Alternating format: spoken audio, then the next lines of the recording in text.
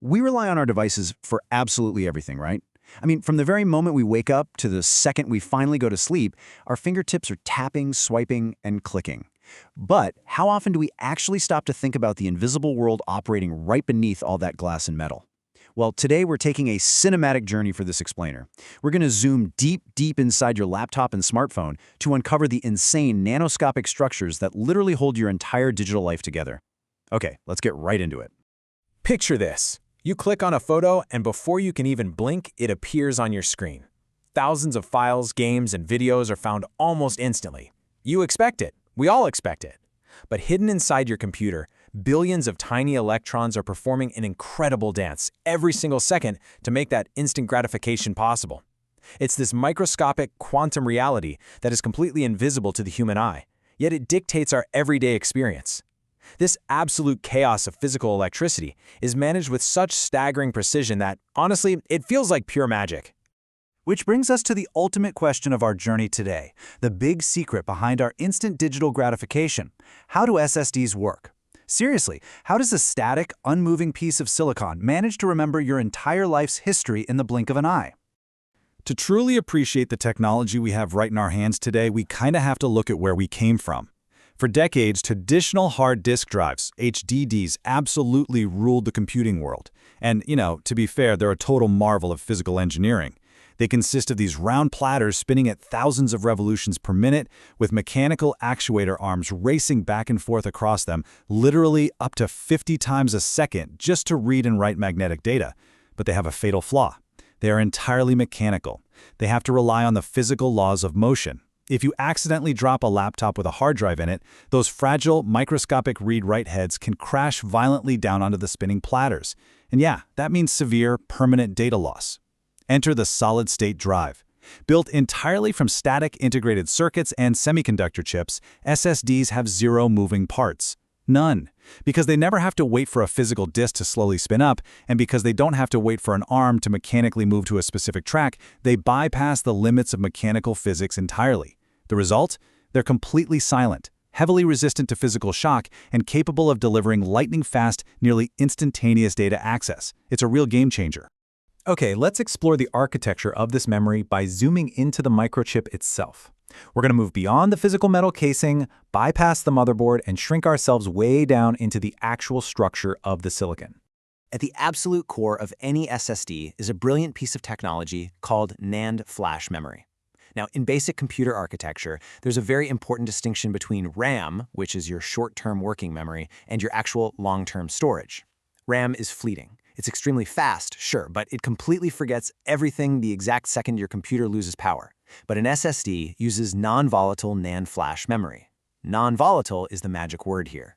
It means that even when your laptop is completely dead, sitting at the bottom of your backpack for a month, stripped of all electrical power, these chips stubbornly remember your data. And unlike older flash memory types, NAND flash wires its memory cells in a dense series. This takes up significantly less physical space and allows engineers to pack an insane density of storage onto a microchip that's barely larger than your fingernail. So how are we trapping these tiny electrons down in the quantum realm of data? Let's zoom even farther down now, past the wiring, past the basic silicon structure, right down into the actual physics of how physical electricity is magically transformed into permanent digital information. Everything on your computer, every single high-definition movie you stream, every sprawling video game world you explore, every podcast you listen to, and every single text document you type is fundamentally just binary data. At its core, it's nothing more than a massive sprawling sequence of ones and zeros. But here is the massive question. How does a static piece of literal rock, purified silicon, actually hold a 1 or a 0? How does physical matter store a digital concept? Well, the crucial point is right here, a microscopic marvel known as the floating gate transistor. Inside the NAND flash, there's an unimaginably complex microscopic grid of columns and rows. At every single intersection of this grid, there are two specialized transistors that form a single memory cell. One is called the control gate, and the other is the floating gate. When the SSD needs to write data, say when you hit save on a document, it applies a very precise high voltage to the control gate. This powerful surge of electricity literally forces tiny electrons to tunnel through an insulating layer and flow right onto the floating gate, where they suddenly become completely trapped. They are locked in place. No way out. Because electrons have a negative charge, trapping a bunch of them together creates a net negative field that essentially acts as a microscopic, invisible barrier right within the silicon. And this brilliantly illustrates how binary data is physically born. Imagine a fresh, entirely empty solid-state drive right out of the box. All of the memory cells naturally allow a tiny electrical current to flow freely right through them. When the computer's processor checks these cells and sees that current flowing uninterrupted, it reads that flow as a binary 1. But when a save operation occurs and those electrons get violently trapped on the floating gate we just talked about, they create that invisible barrier. This barrier actively repels and blocks the regular electrical current. If the computer tries to send a standard current through that specific cell and it gets blocked by those trapped electrons, it reads that blocked state as a binary 0. That is the big secret. The sheer presence or absence of electrical flow, dictated entirely by trapped electrons, is exactly how the SSD creates the billions of individual ones and zeros that make up your entire digital life. Now we enter the cities of digital lockers, organizing billions of bits. Because now that we understand how a single 0 or 1 is physically stored, we need to step back slightly and look at the macro level. How do engineers organize these billions of microscopic traps into a functioning, instantly searchable hard drive? Let's use a simple, everyday analogy to visualize this nanoscopic density. Think of a single memory cell, that floating gate transistor we just looked at, as a tiny digital locker. Inside the single locker, you can trap electrons to store a bit of data. Now, engineers organize a long, continuous row of these digital lockers onto a single shelf. In SSD terminology, this shelf is called a page. Then thousands of these shelves are stacked together into massive rooms or large buildings, which are referred to as blocks. But, as our media gets larger and larger, we demand massive storage capacities on incredibly tiny chips for our ultra-thin smartphones and laptops. Just like in a crowded city where horizontal real estate is wildly expensive, engineers simply ran out of physical space on the silicon. So they got creative. They created 3D NAND, also known as VNAND. Instead of just laying these digital buildings out flat like a sprawling horizontal suburb, they started building digital skyscrapers. They stacked these memory cells vertically, sometimes up to hundreds of layers high, to achieve mind-boggling storage density in a footprint literally no larger than a postage stamp. This sprawling macroscopic city executes 3 main operations at breathtaking speeds. First, it reads data. It does this by simply checking the voltage of a cell to see if current flows, determining if it's a 1 or a 0. This process is insanely fast and basically effortless.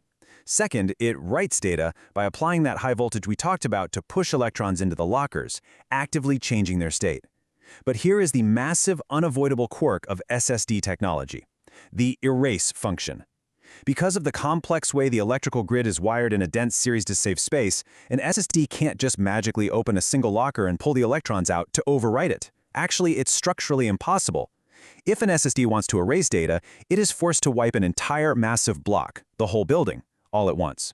This means if you just want to change one tiny, single-page text file, the SSD might have to read a whole building's worth of data, copy the data it actually wants to keep to a brand new location, and then use a massive surge of voltage to forcefully clear the entire original block just to make room. It's a heavy lift. So, what is the brain behind the speed, directing all this invisible traffic, managing this incredibly complex city of data, especially with that clumsy high-maintenance erasing process we just discussed? Well, it requires some serious, dedicated intelligence. This introduces us to the true unsung hero of the whole system, the SSD controller. When we talk about storage, it's really easy to just focus on the flash memory chips where the data actually lives. But the controller is essentially a tiny, highly advanced computer all on its own, working overtime so your main CPU doesn't have to. It's an embedded processor inside the drive that runs its own complex firmware. Think of the SSD controller as a brilliant, lightning-fast traffic cop standing at the busiest intersection in the world. It sits perfectly between your computer's main processor and the flash memory chips. It takes your simple mouse click and translates it into 1,000 complex microscopic actions.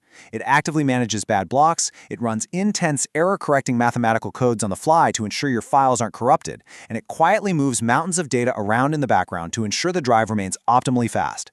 Without the controller, the memory chips would just be a chaotic, unusable mess. And this hidden brain has driven a staggering evolution in speed over the generations. If we look at the raw numbers, the leap in performance is breathtaking. Early solid-state drives used traditional SATA connections, the exact same cables used by old mechanical hard drives. They maxed out around 500 megabytes per second. Now that was phenomenally fast compared to old spinning disks, but it was essentially like forcing a state-of-the-art supercar to drive in a bicycle lane. The memory chips were fast, but the connection to the computer was a massive bottleneck. Modern SSDs solved this by utilizing a protocol called NVMe, which connects directly via the high-speed PCI lanes on your computer's motherboard. This architecture connects the flash memory almost directly to the computer's CPU, completely bypassing older, slower traffic routes. Modern Gen 5 NVMe drives can push data at an absolutely staggering 15,000 megabytes per second. To put that into perspective, that incredible internal parallelism, coordinated by the controller, is exactly why massive 4K video files, complex 3D rendering software, or heavy applications open literally in the blink of an eye today. But of course, there's a catch. We have to talk about beating the inevitable wear and why SSDs actually degrade over time but somehow stay incredibly reliable. Because despite all this futuristic technology, these drives harbor a secret physical vulnerability. Remember earlier when we marveled at the fact that SSDs have zero moving parts, so they're immune to mechanical breakdown? Well, they do suffer from a very different, very real kind of wear and tear: quantum degradation. Because an SSD has to use a surprisingly high brute force electrical voltage to erase data in those massive building-sized blocks we discussed, the physical silicone structure of the memory cell is repeatedly stressed. Every single time, electrons are violently pushed into and pulled out of the floating gate transistor during an erase cycle, it leaves behind microscopic structural damage in the insulating layer. Over time, this cumulative damage slowly increases the electrical resistance of the cell. Eventually, after enough cycles, the gate gets so worn out and leaky that it can no longer reliably trap new electrons. When this happens, the memory cell essentially rots into a read-only state. It gets permanently locked. Consumer SSD cells can typically handle a few thousand of these program and erase cycles before they reach the end of their physical life.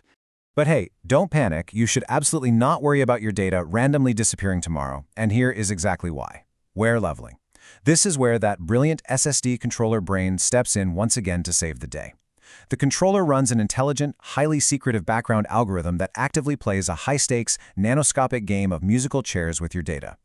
If it notices that certain blocks of memory are being erased and rewritten way too frequently, like the cache of your web browser for instance, it will secretly move that dynamic changing data over to fresh, lightly used blocks. Simultaneously, it will take your static data like years-old family photos or operating system files that you almost never modify and intentionally store them in the slightly worn-out blocks. By perfectly distributing the destructive wear and tear evenly across the entire surface of the silicon chip, the controller completely hides the drive's physical limitations. It ensures your drive remains incredibly fast and perfectly reliable for many, many years of heavy daily use. We have journeyed a long way today. We've zoomed all the way from the casual, everyday click of a mouse down into the quantum traps of floating gate transistors, navigated the towering skyscrapers of 3D NAND, and zoomed back out again to see the lightning-fast logic of the controller. It's a stunning, almost incomprehensible triumph of human engineering that we largely take for granted every single day. Just take a second and think about it. Every photo, game, document, and memory on your computer exists because billions of tiny trapped electrons quietly hold your digital life together.